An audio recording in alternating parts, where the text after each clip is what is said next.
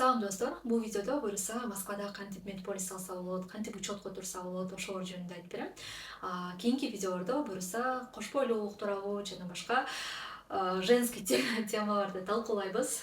Менин атым Элиза. Инстаграмда блог алып барам. Биринчи жолу көрүп аткандар болсо, ютубка жаңыдан келдим. Ошого колдоп каттала кетиңиздер. Жакшы жаңылыкты уккандан кийин эле чет жерде ошол кантип учетко турам, кайга кайрыбам, эмне кылам деген суроолор пайда болушу мүмкүн. Менде дагы ошондой болгон. Башында бир аз түшүнбөй, кичине оордой сезилген да. Көрсө баары оңой эле экен. Анан мага окшоп биринчи жолу боюнда болуп, эмне кылышын билбей жаткандарга бул видео пайдалуу болот деп ойлойм. Эгер буга чейин медполисиңиздер жок болгон болсо, биринчи эле биз медполис алышыбыз керек. Ал үчүн Ресомед же болбосо Максен, дагы башка страховая компаниялар бар. Булар экөө мен билгендери. Ошол эки страховая компанияга кайрыласыздар. Ал жакта бекер эле жасап берет. Ал үчүн эмнелер керек? Биринчи эле бул трудовой договор. Официалдуу иштесеңиздер, ошол жумушуңуздардан трудовой договор бериш керек. Трудовой договор, документиңиздердин котормосу, загранпаспорт болсо, регистрация. Ушул документтерди алып, Ресомед болсо, анда сайтынан алдын ала жазып аласыздар. Ал эми Максен болсо, картага эле Максен деп жазып туруп, сиздерге жакын филиалдарына барып, жандуу кезек менен эле кире бересиздер. Ушул документтерди алып барсаңыздар, медполис жасап берет, акысыз эле айткандай. Эгер трудовой договор жок болсо эмне кылабыз дегендер болсо, кээ бир айымдар бул жака эми жолдош менен келип, антип официалдуу деле иштебегендер бар да. Сиздер жанагы жердештер 1000 сом, 2000 сомго эле жасап беришет го трудовой договор. Ошолорду жасалма, трудовой договор жасап алсаңыздар деле болот экен. Көптөр ошондой кылышат экен, ошол үчүн айтып атам. Же болбосо мен өзүм кандай кылдым? Менде биринчи, экинчи курста бир жерде иштечүмүн, подработкага чыгып, ошол жакта директор менен сүйлөшүп, мага ушундай трудовой договор керек болуп атат. Жасатып берип турууга, мен болсо 2 айда бир чыгып иштеп берип турам деп сүйлөшүп алгам. Балким сиздер дагы ушундай кылып подработкага бир жерге кирип аласыздар. Кыскасы бизге трудовой договор керек. Анан СНИЛС боюнча, СНИЛСте негизи баарында эле болот. Аны дагы ошол жумуш берүүчүлөр өздөрү жасап беришет. Эгер СНИЛС жок болсо, өздөрү социальный фондго кайрыласыздар. Ал жака дагы паспортуңуздардын котормосун, паспорттун өзүн, регистрация миграционканы деле алып алыңыздар. Медполис алдыңыздар. Анан женская консультацияга кайрылыш керек. Мурда мен курбуларым, тааныштарым деле айтчу, регистрацияда эми бизде көп эле кайсы жерде жашаса ошол жердеги регистрацияда турбайт го. Регистрация башка жакта, фактически жашаган жериң башка жак болот.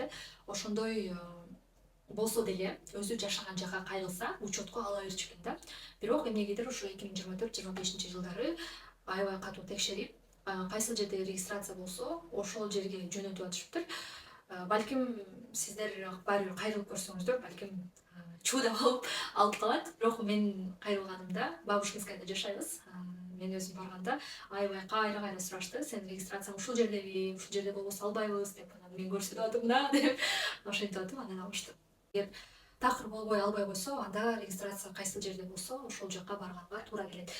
Картага жазасыздар, даректи. Үйүңүздөн женская консультация деп жазсаңыздар, картага эле сиздерге жакын консультациялардын дареги чыгат. Анан биринчиси чыкканда эле чалып туруп, мен ушул даректе жашайм. Бул сиздерге карайбы деп сурап тактап алсаңыздар болот.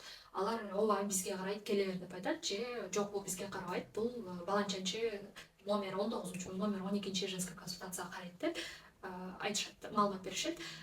Дагы бир башка жолу, эгер госуслуги бар болсо, ошол жака кирип туруп, здоровье деген бөлүмдөн жазылып алсаңыздар дагы болот.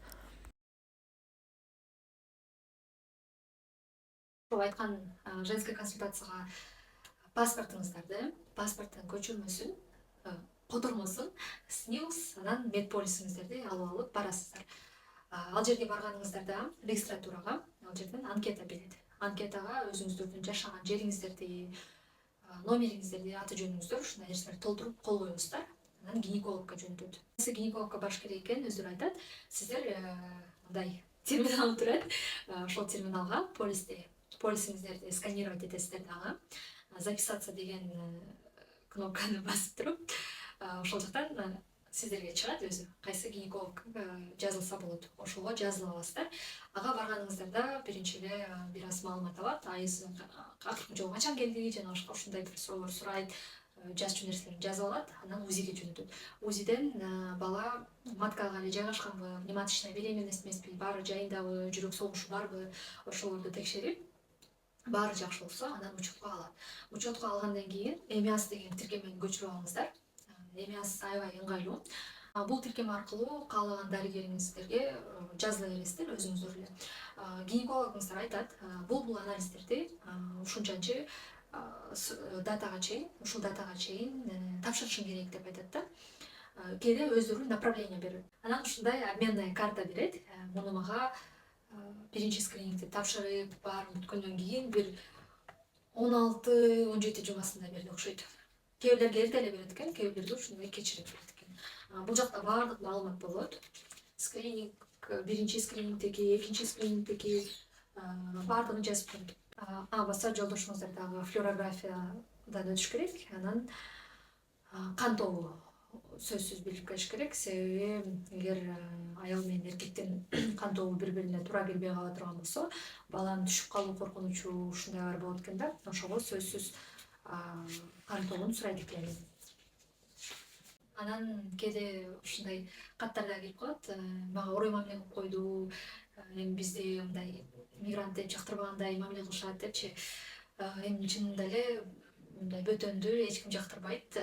Бул кээ бир нерселерге жөн эле көз жумуп мындай маани бербей эле коюш керек. Башкысы кандай болсо да бирок чынында аябай жакшы текшерет экен. Башкысы акысыз.